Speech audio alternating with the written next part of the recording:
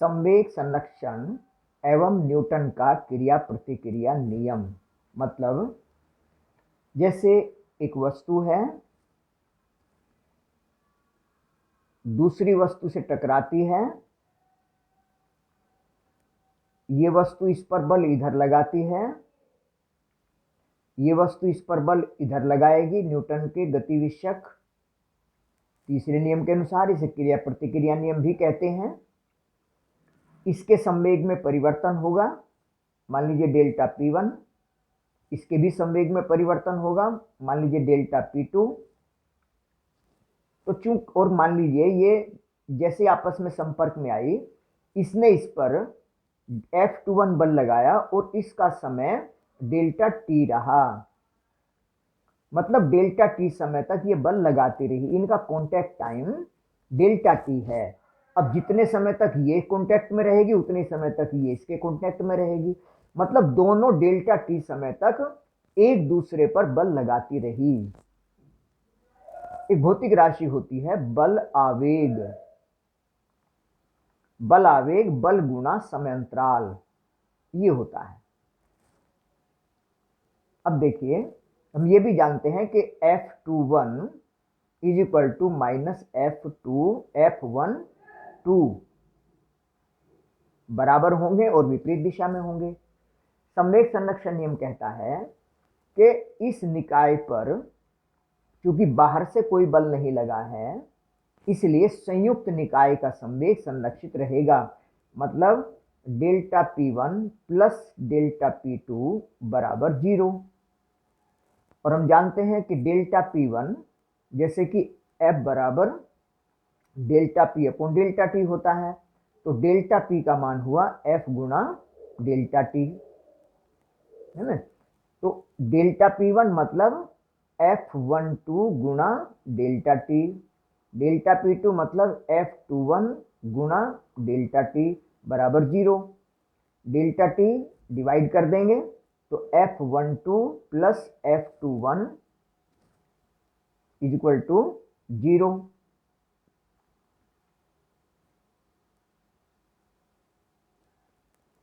या यूं कहिए कि F12 बराबर माइनस F21।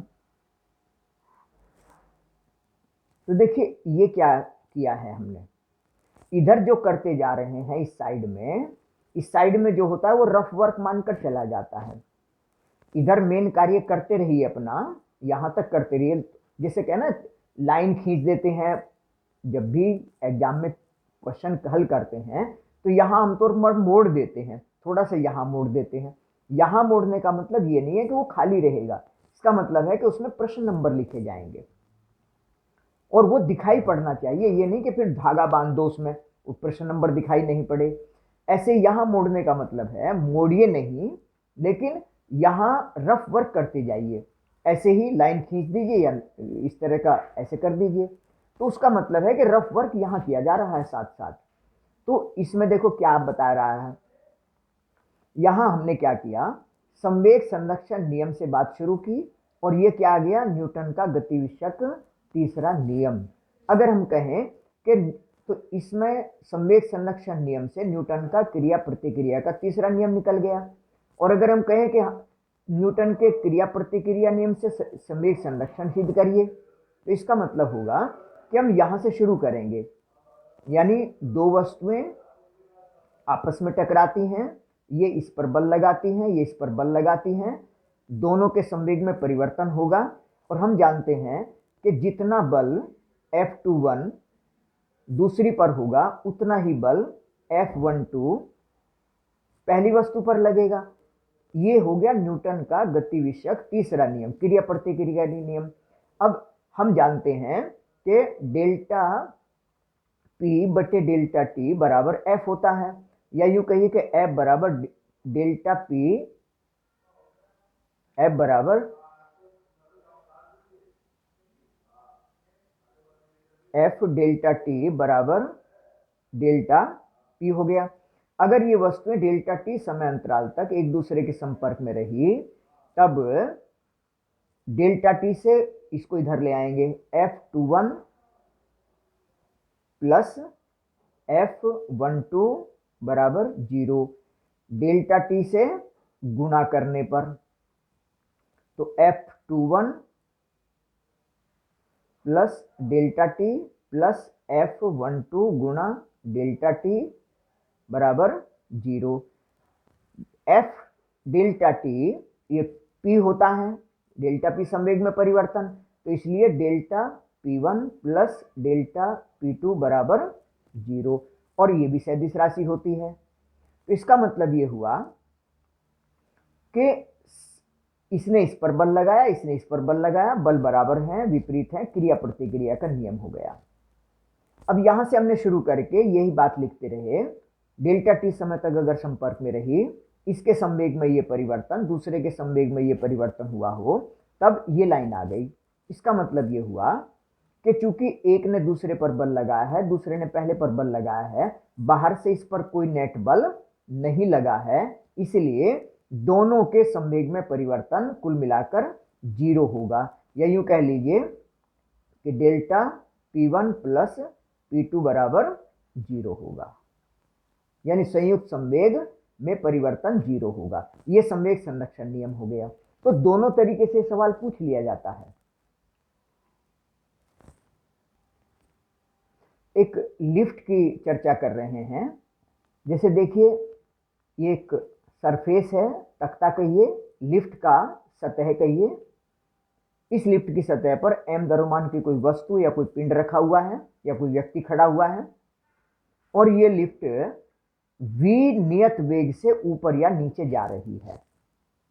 जैसे ये इस पर खड़ा होता है, पृथ्वी नीचे की ओर इसको m×g बल से खींचेगी, ये वस्तु नीचे चलना चाहेगी, सतह पर खड़ी है तो सतह को दबाएगी, और जब ये सतह को दबाएगी तो सतह इस पर प्रतिक्रिया बल r ऊपर की ओर लगाएगी, और ये प्रतिक्रिया बल सब ठीक द्रव्यमान केंद्र पर ये लगते हैं, गुरुत्व केंद्र पर कह लीजिए।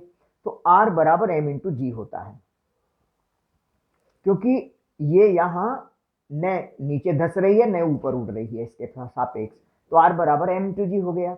अब देखिए अगर ये नियत वेग से जा रही है, त्वरण 0 है, इसका मतलब है कि इस पर लगा हुआ बल भी, नेट बल भी 0 हुआ, और नेट बल 0 हुआ, r ऊपर है mg नीचे है, तो r बराबर m×g, यानी ये नियत त्वरण से त्वरण 0 होगा, नियत वेग से ऊपर या नीचे जा रही होगी। तो कोई लिफ्ट नियत वेग से यानी त्वरण 0 से ऊपर या नीचे जा रही हो, चाहे ऊपर जा रही हो ये, चाहे ये नीचे जा रही हो, तो a का मान 0 हो गया, a का मान 0 हो गया। तो ऐसी अवस्था में r बराबर m×g होगा, और जो तल की प्रतिक्रिया होती है वही वस्तु के भार के बराबर होती है। जो वस्तु का भार है वो तल की प्रतिक्रिया होती है। अगर ये a त्वरण से ऊपर जा रही है, ये वस्तु सतह को दबाएगी, सतह इस पर प्रतिक्रिया बल r ऊपर की ओर लगाएगी। अगर ये a त्वरण से ऊपर जा रही है, तो इस व्यक्ति की गति की बात करनी हो, अगर ये a त्वरण से ऊपर जा रहा है, इसका मतलब है कि इस पर नेट बल ऊपर की ओर m×a लगा हुआ है, क्योंकि a त्वरण से जा रहा है, m द्रव्यमान का है, तो ऊपर की ओर नेट बल m×a हो गया। और ऊपर की ओर कैसे लगेगा, इस पर तो दो बल लगे हैं, r ऊपर है mg नीचे है, इसका अर्थ ये हुआ कि ये ज्यादा है, इसमें से ये घटकर ऊपर की ओर बचा है, मतलब r माइनस m×g बराबर m×a, r बराबर mg plus m×a, mg plus a। तो देखो g प्लस a, तो ये ज्यादा हो गया, इसका मतलब प्रतिक्रिया ज्यादा हो गई, तो प्रतिक्रिया r मतलब वस्तु का भार कुछ बढ़ा हुआ महसूस देगा। अगर ये a त्वरण से नीचे जा रही हो, प्रतिक्रिया बल r ऊपर की ओर होगा, a त्वरण से नीचे जा रही है, इसका मतलब इस पर नेट बल नीचे की ओर लगा हुआ है, m×a लगा हुआ है। तो अब नीचे की ओर बल ज्यादा है, इसका मतलब इस पर तो दो बल लगे हैं, mg और r, इसका अर्थ ये ज्यादा हुआ, मतलब m×g माइनस r बराबर m×a हो जाएगा। इसे इधर लाइए, तो m×g माइनस m×a बराबर r, या यूं कहिए कि mg माइनस a बराबर r बराबर वस्तु का भार। तो देखिए अगर लिफ्ट ए त्वरण से नीचे जा रही है तो वस्तु का भार m इंटू जी माइनस ए कम हो गया, ऊपर जा रही है तो भार ज्यादा हो गया। और अगर नियत वेग से यानी कि त्वरण 0 से ऊपर या नीचे जा रही है तो या स्थिर है या नियत वेग से ऊपर या नीचे जा रही है, तो तब इसका भार वही होगा जो कि इसका वास्तविक भार है, मतलब m इंटू जी के बराबर। तो बहुत इंपॉर्टेंट जानकारी है, अच्छी तरीके से तैयार कर लेंगे।